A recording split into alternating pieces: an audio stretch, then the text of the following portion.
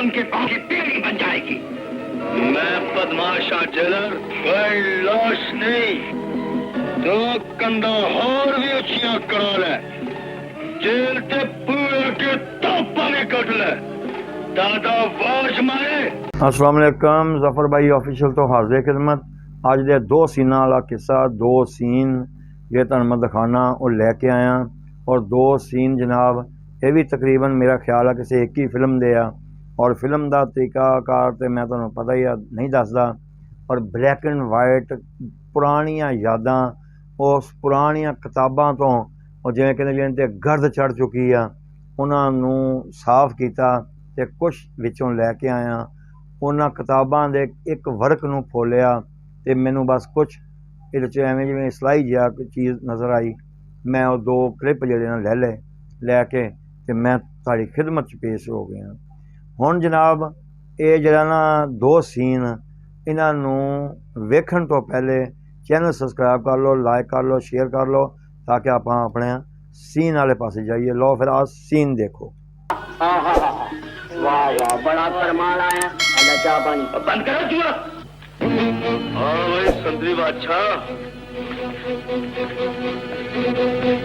और किवें आया? हर कम सही तो दो चार छक्के मार ले। ओए अप्पू, ओए तमीज़ नाल गल कर। किधरे पेटी तेरे गले का फाया ना बन जाए। और फाया तो तेरे वर्गे बदमाशा नहीं हुंदा अप्पू। इथों टुर जाओ संतरी, गोजी च किधरे तेरिया हड्डियां दी कमसाई ना पलकदी फिरे। तू थाने चल अप्पू, तैनू नवे थानेदार साहब ने हाजिरी ले बुलाया। ओए हाजरी ते असां कदे स्कूले नहीं सी दित्ती संतरी। तो ये सीन पता नहीं तुहानू कैसा लगा, अच्छा लगा, माड़ा लगा, लेकिन तुहाडी राय तो बाद पता लगेगा कि सीन अच्छा या माड़ा ये तुसी दसोगे। ठीक है जी, मैं जो करना सी वो कर दिता। हुण अगले सीन वास्ते तुहानू इंशाअल्लाह तैयार हाँ।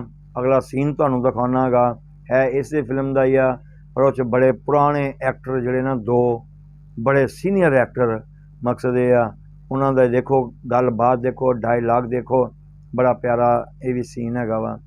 और इस सीन तो बाद फिर तुहानू थोड़ी जी गल करांगे। लो सीन देखो। किसी दे कत्ल दा बयाना ना पढ़ लवा। दादा बदमाश, हम तुमसे ये कहना चाहता कि बदमाशी छोड़। बदमाशी का अंजाम अस्पताल या फांसी का फंदा है। ते फिर आज जी साड़ियां तोड़ा दा नाप ले ले जेलर। असी फांसी लगे तो तेरे कानून दा फाया साड़ियां गला च पूरा नहीं आना। तरेली पूंछ ले जेलर, क्यों सरकार दी वर्दी अज के दे लिए दो कर सीन रहे तुहानू हैं? दिखा दिते हैं। तुसी मैनू राय दवोगे कि ये सीन केड़ी फिल्म आ, ये फिल्म केड़ी सन च बनी आ। ब्लैक एंड वाइट सीन सी, मकसद ये आ। और सीन तुहानू कैसे लगे ते एक्टर किहड़े किहड़े सी। ठीक है जी, किसी नवें सीन वाली स्टोरी नाल फिर हाजिर खिदमत होवांगे। उन्नी देर तक जनाब मैनू जफर मुगल नू इजाज़त दिओ। अस्सलाम वालेकुम।